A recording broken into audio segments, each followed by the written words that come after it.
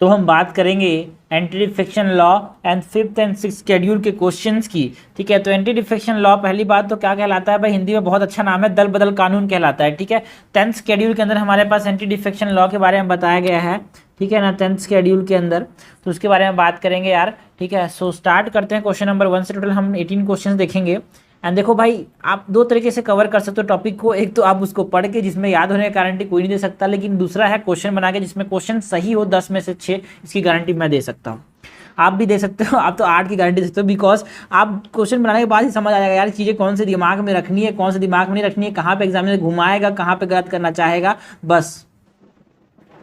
ठीक है, question number 1 है with reference to the disqualification of the member of the political parties on the ground of anti defection which of the following statement is incorrect. हमसे incorrect पूछा है भाई, political parties की बात करनी है, मेंबर किसी पॉलिटिकल पार्टी का ग्राउंड ऑफ डिफेक्शन की बात करिए, एंटी डिफेक्शन किस किस ग्राउंड में हम डिस्क्वालीफाई कर सकते हैं। If he voluntary give up, है ना, if he voluntary give up his membership of such a political party, अगर किसी पॉलिटिकल पार्टी के जो देखो कोई आदमी था, सपोज को कांग्रेस के चिन्ह है, तो हमने सोचा कि कांग्रेस का आदमी है तो अच्छा काम करेगा बोल के हमने वोट दिया, लेकिन उस आदमी ने क्या किया, गया जीता और वहां पे जाके कांग्रेस को छोड़ दिया, तो वो डिस्क्वालीफाई होगा कि नहीं होगा? बिल्कुल होगा, बिकॉज लोगों ने क्या सोचा, आप कोर कॉन्सेप्ट को समझो, डेमोक्रेसी में ये होता है, लोगों ने सोचा था कि कांग्रेस वाला आदमी अच्छा काम करेगा, बट वो कांग्रेस को ही छोड़ दिया, तो डिस्क्वालीफाई हो जाएगा भाई, हो जाएगा। If he vote or abstain from voting in such a house contrary to the direction issued by his political party, मतलब जो whip होता है कि इस प्रकार से आपको वोट करना है, को पार्टी ने बोला, and such act has been condemned by the party within a month. तो देखो भाई, इस केस में क्या उसको हम डिस्क्वालीफाई कर देंगे? नहीं करेंगे। अगर उस एक्ट को कंडेम नहीं किया है, अगर इस एक्ट को not condemned by the party with in 15 months, with in a month बोल रहा है, विद इन 15 डेज, अगर उस चीज़ को पार्टी ने कंडेम नहीं किया है ना, विदाउट प्रायर परमिशन उसने एब्सटेन कर दिया, और इस चीज़ को पार्टी ने 15 डे के अंदर कंडेम नहीं किया, तो जाके उसको डिस्क्वालीफाई करेगा। ये तो बोल रहा है कि it has been condemned, condemn का मतलब होता है माफ़ करना। ठीक है, तो पहली बात तो अगर एब्सटेन करता है फिर भी उसको माफ़ कर दिया पार्टी, तो डिस्क्वालीफाई नहीं करेंगे भाई। ठीक है, कंडेम कर दिया है, but with in a month condemn नहीं करना चाहिए, उसको 15 दिन के अंदर उसको माफ़ कर देना चाहिए। ठीक है, तो मंथ बोल रहे तो गलत बोल रहा है यार। ठीक है, अगर उसको कंडेम नहीं किया है तो डिस्क्वालीफाई कर जाएगा वो। ठीक है, it is between 15 days and not condemn with in 15 days, तो यहाँ पे ये डिस्क्वालीफाई कर देगा। मतलब माफ़ करना, याद रखना भाई, थोड़ा सा पॉलिटिकल लीगल टर्म है।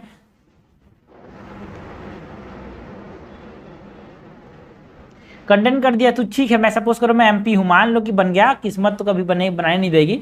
ठीक है, बन गया, तो हमारे पास सपोज करो मेरे पार्टी में बोला है कि भाई तेरे को इस केस, मतलब इस रेजोल्यूशन में ऐसे वोट तेरे को देना है, मैंने गया वहाँ पे बैठा हूँ, फिर मैंने वोट नहीं दिया, या फिर मैंने उसके खिलाफ वोट दे दिया, तो हमारे पास क्या पार्टी मेरे को डिस्क्वालीफाई कर देगी? कर सकती है, अगर वो मुझे माफ़ ना करे तो। 15 दिन के अंदर अगर मुझे माफ़ ना करे तो मैं डिस्क्वालीफाई हो सकता हूँ। हमसे इनकरेक्ट पूछा भाई, इनकरेक्ट जाएगा B2 only.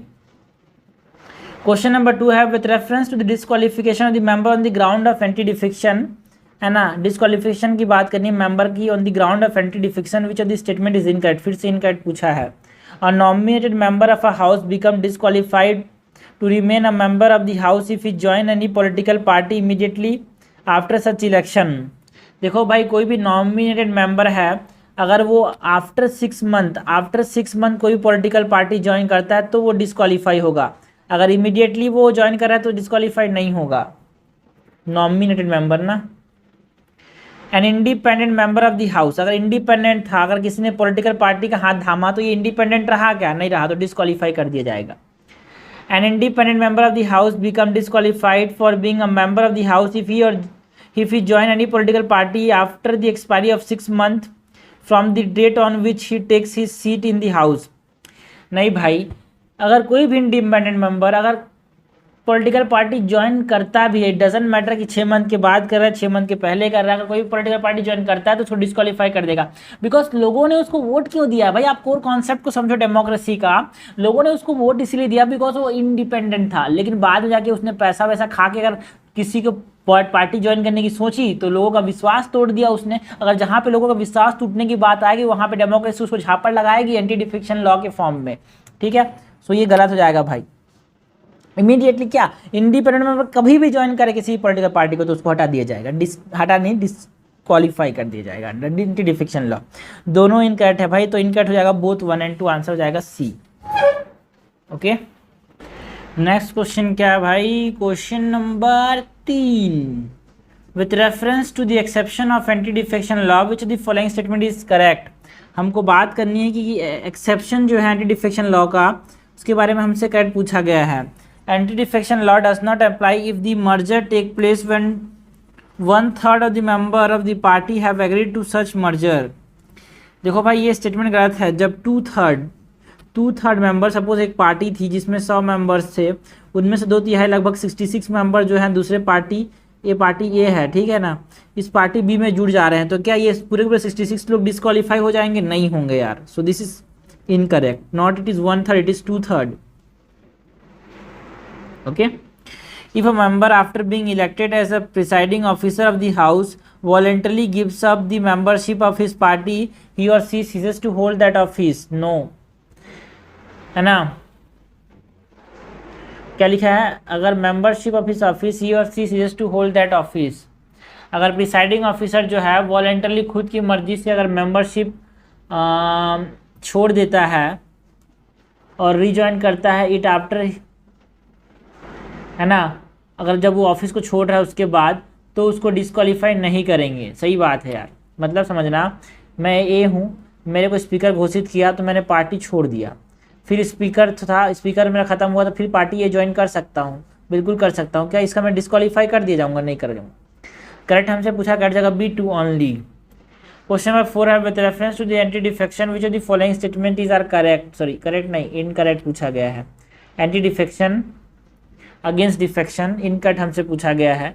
The presiding officer decision is final and can not be question in any court.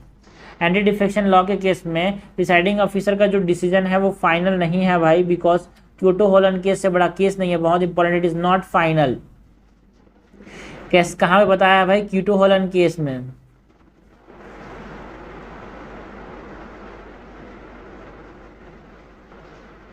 इसे बोला है subject judicial review. Okay, so this is incorrect. The presiding officer is empowered to make rules. देखो एक चीज को और समझना, जो डिसीजन है एंटी डिफेक्शन का उसको हम क्या नहीं कर सकते कोर्ट में, मतलब उसका जुडिशियल रिव्यू कर सकते हो, बट जो स्पीकर है ना, स्पीकर का जो डिसीजन होता है उसको आप क्या नहीं कर सकते, स्पीकर तो प्रिसाइडिंग ऑफिसर ही है, उसको आप क्वेश्चन कर सकते हो, बट जो प्रेसिडेंट है ना, जो एडवाइस जो दिया है प्रेसिडेंट को काउंसिल ऑफ मिनिस्टर्स ने, उस पर आप जुडिशियल रिव्यू नहीं कर सकते, उसको आप सब्जेक्ट टू कोर्ट नहीं कर सकते। Okay, so it is first is incorrect. The presiding officer is empowered to make rules to give effect to the provision of the 10th schedule. बिल्कुल सही बात है। 10th schedule को एम्पावर, मतलब 10th schedule के इफेक्ट में लाने के लिए जो प्रिसाइडिंग ऑफिसर है वो नियम बना सकता है। The presiding officer can take up an anti-defection case on suo motu cases, that is on its own. ना भाई ना, खुद से सो मोटो केसेस में वो कोई भी प्रिसाइडिंग ऑफिसर जो है डिफेक्शन केस नहीं ले सकता जब तक वो रिसीव ना करे कंप्लेन, तब तक, ठीक है। सो हमसे इनकरेक्ट पूछा है भाई, इनकरेक्ट हो जाएगा 1 and 3, आंसर हो जाएगा 4 का C। क्वेश्चन नंबर 5 है, how has anti defection law impacted the dynamics of the Indian political system. Anti defection जो लॉ है कैसे इंडियन पॉलिटिकल सिस्टम के डायनामिक्स को अफेक्ट करता है। Has provided for greater stability in the respective legislature by checking the propensity of the legislator to change parties. के greater stability provide करता है कि आप जब पार्टी चेंज करोगे तो आपके ऊपर एक डिटरेंस रहेगा, बिल्कुल सही बात है, एक तरह से इसीलिए चेंज नहीं होने देता, तो एक तरह से क्या बना देता है, स्टेबिलिटी बना देता है। Has completely rooted out party hoping for Indian politics, यार कम्प्लीटली तो रूट नहीं कर सकते यार पार्टी जो इंडियन पॉलिटिक्स है उसको। Has encourage the legislator right to dissent and freedom of conscience. देखो भाई, फ्रीडम ऑफ कॉन्शियंस अगर करेगा तो वो आदमी जो है अपने मर्जी से कोई बिल रहेगा, पार्टी भी को फॉलो नहीं करेगा तो एक तरह से डिस्क्वालीफाई हो जाएगा ना यार। तो इसीलिए यहाँ पे टेरनी देखने को मिलता है, पार्टी डिसिप्लिन के नाम पे आप जो भी बोल रहे हो वही करना पड़े, तो खुद की मर्जी से नहीं चल पाती चीज़ें। Has given clear cut constitutional recognisation to the existence of political parties. बिल्कुल सही बात है, एक क्लियर कट कॉन्स्टिट्यूशनल रिकॉग्नाइजेशन दिया है पॉलिटिकल पार्टीज को।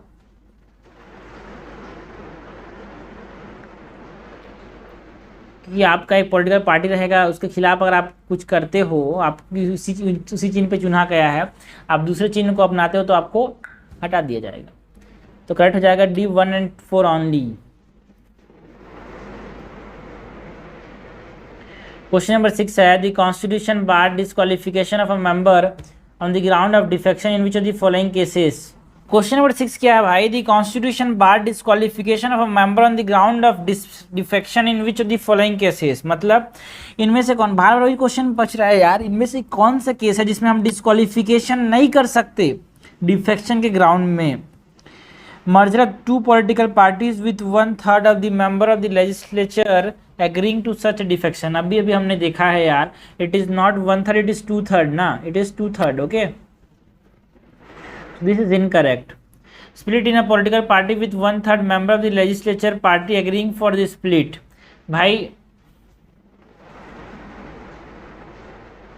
ये जो 1/3 party agreeing for the split था, इसको 91st अमेंडमेंट एक्ट जो था, कॉन्स्टिट्यूशनल अमेंडमेंट एक्ट, उससे 2003 में जो हुआ था उससे हटा दिया। बिकॉज इसका मिसयूज हो रहा था ना भाई। तो अभी कोई भी प्रोविजन नहीं है ऐसा स्प्लिट का। स्प्लिट जब हो रहा है, एक थर्ड जो है अग्री कर रहे हैं, तो उसको हम डिस्क्वालिफिकेशन नहीं मानेंगे डिफेक्शन के अंदर, ऐसा है उस समय था, अभी नहीं है। Voluntary resignation from the party by the presiding officer of a house. अगर वॉलेंट्री रेजिग्नेशन दे रहा है पार्टी का, जो सपोज कर कोई प्रिसाइडिंग ऑफिसर बनता है तो अपने पार्टी से रिजाइन करता है वॉलेंटरी, तो उसको डिस्क्वालीफाई कर देंगे, नहीं करेंगे भाई। So this it is not under the disqualification या डिफेक्शन। हमसे यही पूछा है कि इनमें से कौन सा डिस्क्वालिफिकेशन नहीं है डिफेक्शन के अंदर। और nominated member decision to join a political party before the expiry of 6 months from the date on which he takes a seat in the house. बिल्कुल सही, मैंने देखा कि भाई जो नॉमिनेटेड मेंबर है 6 महीने के अंदर अगर कोई भी पॉलिटिकल पार्टी ज्वाइन करता है डिफेक्शन नहीं होगा, उसके बाद अगर ज्वाइन करता है तो डिफेक्शन हो जाएगा। और कोई इंडिपेंडेंट मेंबर है, अगर वो 6 महीने के पहले भी अगर ज्वाइन करता है, कभी भी ज्वाइन करता है, तो वो क्या हो जाएगा, डिस्क्वालीफाई हो जाएगा under defection law, anti defection law. तो करेक्ट हमारे पास पूछा गया, करेक्ट जाएगा डी 3 और 4।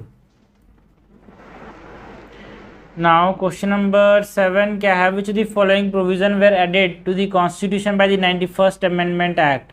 91st अमेंडमेंट से कौन कौन से प्रोविजंस जो थे कॉन्स्टिट्यूशन के अंदर ऐड की गई, ये हमसे पूछा है भाई। देखो 91st कॉन्स्टिट्यूशन अमेंडमेंट से जो था ना 75A के अंदर, कि जो काउंसिल ऑफ मिनिस्टर्स होने चाहिए ना, वो 15% से ज़्यादा नहीं होने चाहिए, है ना। Total strength of the parliament है क्या, the total number of ministers including the prime minister in the central council of ministers shall not exceed 15% of the total strength of the parliament. No, total strength of the Lok Sabha, that is the house of the people. A member of the parliament disqualified on the ground of defection shall be disqualified to be appointed as a minister. भाई जो disqualified हो जाता है ground of defection में, क्या उसको हम minister appoint नहीं कर सकते? बिल्कुल अपॉइंट नहीं कर सकते। ये हमारे पास 91st अमेंडमेंट से जोड़ा गया।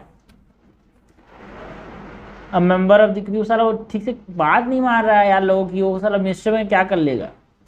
A member of the parliament disqualified on the ground of defection shall be disqualified to hold any remunerative political post। बिल्कुल सही बात है यार, मिनिस्टर नहीं बन रहा, remunerative political post बिल्कुल नहीं बन पाएगा 10th शेड्यूल के अंदर। करेक्ट हमसे पूछा गया है, करेक्ट हो जाएगा 2 और 3 ओनली, आंसर हो जाएगा बी। 8 है consider the following statement about 6th schedule. हमको बात किसकी करनी है भाई, तो 6th शेड्यूल किसके बारे में बात करता है, असम, मेघालय, त्रिपुरा, मिजोरम एंड मणिपुर के अंदर जो हमारे पास ऑटोनोमस डिस्ट्रिक्ट काउंसिल्स हैं, यहाँ पे हमारे पास ट्राइबल एरियाज की बात करता है यार। 5th शेड्यूल बात किसकी करता है, ये 6th शेड्यूल है। 6th schedule talks about tribal areas, ठीक है। बट जो 5th शेड्यूल है, it talks about what, it talks about schedule areas. ठीक है, other than Assam, Meghalaya, Tripura, Mizoram and Manipur. ठीक है, 6th schedule extend to the states of Assam, Meghalaya, Mizoram and Manipur. सही बात है यार, है ना, ये क्या सही है? बिल्कुल। देखो यहाँ पे लिखा हुआ है असम लिखा है, मेघालय लिखा है, तो यहाँ पे देखो असम, मेघालय, ATM, 4 स्टेट ही हैं यहाँ पे। ठीक है, कौन कौन से? असम, मेघालय, त्रिपुरा एंड मिजोरम। मणिपुर नहीं है। ठीक है, असम, मेघालय, मिजोरम एंड त्रिपुरा, नॉट मणिपुर। ठीक है, मणिपुर नहीं है, सॉरी। ठीक है, ATM में जाओ, ATM में जाओ, ATM में जाओ, ATM और ATM² ऐसे भी याद कर सकते हो। The tribal areas of this schedule fall outside the executive authority of the concern state.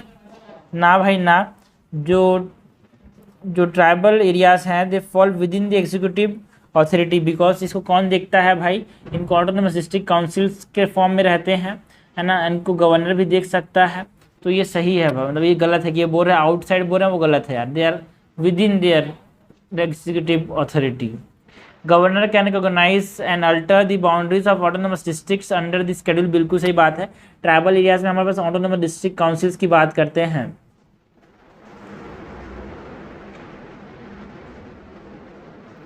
हमसे इनकैट पूछा गया है यार, इनकैट तो यहाँ पे 1 और 2 है, आंसर हो जाएगा बी। 8 का आंसर क्या हो जाएगा? बी।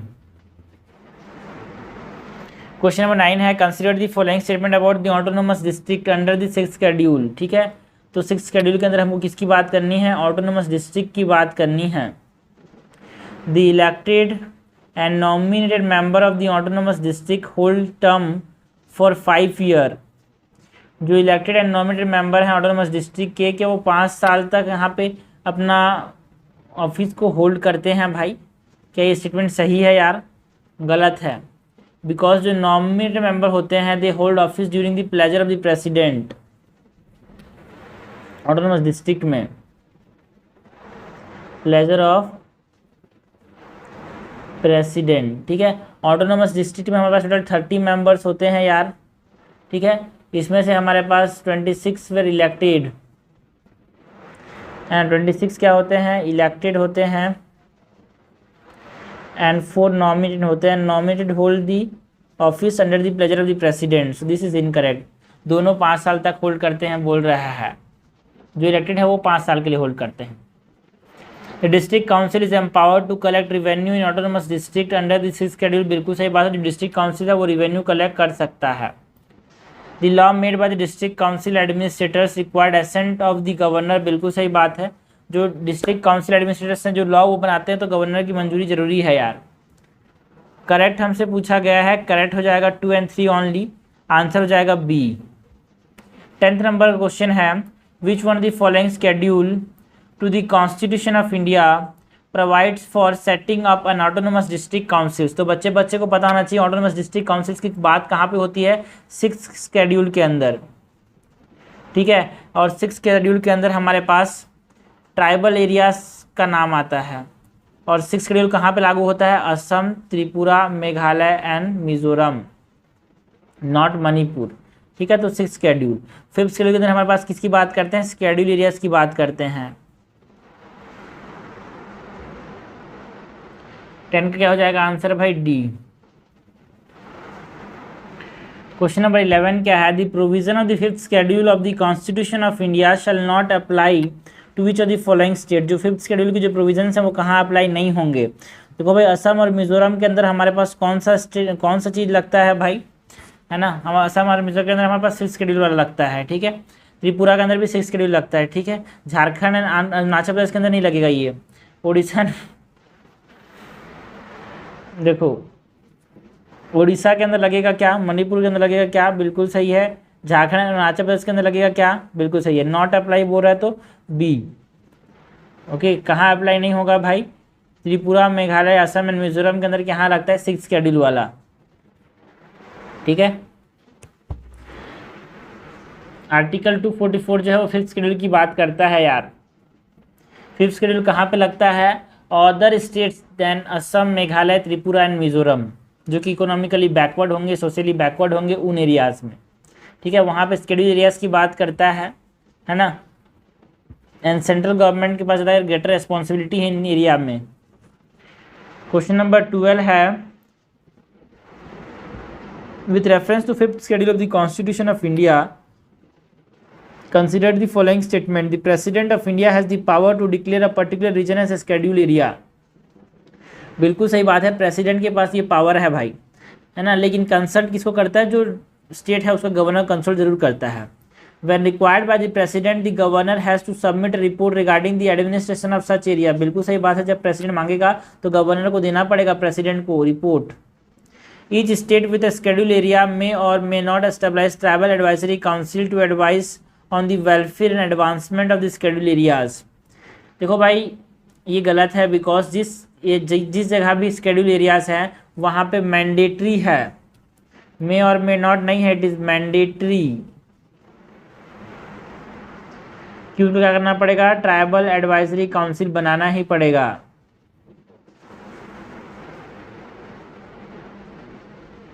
ओके एंड ये जो ट्राइबल एडवाइजरी काउंसिल है इसमें 20 मेंबर्स होते हैं, याद रखना भाई, है ना। 3/4 of whom are the representatives from the schedule areas, है ना, जो कि लेजिस्लेटिव असेंबली में है वो शेड्यूल ट्राइब्स के मेंबर होना चाहिए स्टेट लेजिस्लेटिव असेंबली के अंदर या फिर लेजिस्लेटिव असेंबली के अंदर। ये इंपॉर्टेंट चीज़ है। 30 मेंबर्स कहाँ पे थे? ऑटोनोमस डिस्ट्रिक्ट काउंसिल्स में, जिसमें 36 इलेक्टेड थे, 4 नॉमिनेटेड थे, बट ट्राइबल एडवाइजरी काउंसिल में 20 मेंबर्स हैं, याद रखना।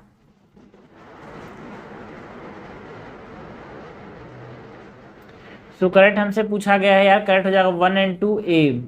क्वेश्चन नंबर 13 है, the office of this political entity is empowered to direct that any particular act of the parliament or the state legislature does not apply to a scheduled area। scheduled area की बात कहाँ पे होती है? 5th schedule में। It can also make regulation for the peace and good government of the scheduled areas after consulting with the tribal advisory council। tribal advisory council की बात कहाँ पे होती है? 5th schedule में, है ना। autonomous district councils की बात कहाँ पे होती है? 6th schedule के अंदर। The entity referred in the above statement कि कौन सा एंटिटी कर सकता है? जो गवर्नर है उस स्टेट का, वो ये सब कर सकता है यार, ठीक है ना। तो गवर्नर को बहुत ज़्यादा पावर दी गई है in the state which are in 5th schedule, है ना। कोई भी सेंट्रल लॉ को यहाँ पे लागू होने से गवर्नर क्या कर सकता है? इसे बार कर सकता है, डिबार्ड कर सकता है।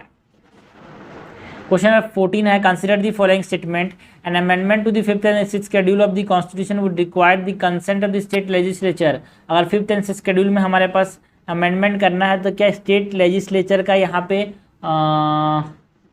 कंसेंट चाहिए भाई? ना, सिंपल मेजोरिटी से आप अमेंड कर सकते हो। The constitution required the president to appoint a commission to report on the administration of the schedule areas. जो कॉन्स्टिट्यूशन है क्या वो बोलता है प्रेसिडेंट अपॉइंट करेगा एक कमीशन, किसको देखते हुए? एडमिनिस्ट्रेशन ऑफ शेड्यूल एरियाज को देखते हुए। बिल्कुल सही बात है। आर्टिकल याद मत रखना, हाँ, बट आर्टिकल नंबर 339 में ये बताया गया है।